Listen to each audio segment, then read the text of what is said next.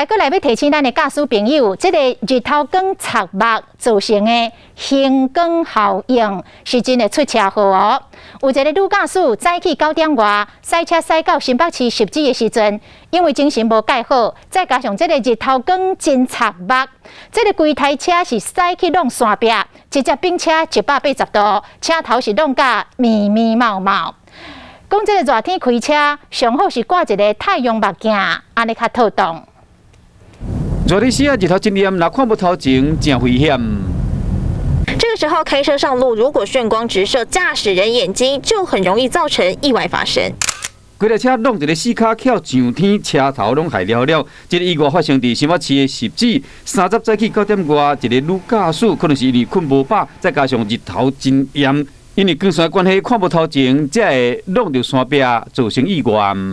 那本所呼吁用路人啊，在行驶山路的时候啊，应该要保持精神状态较好的时候，还有注意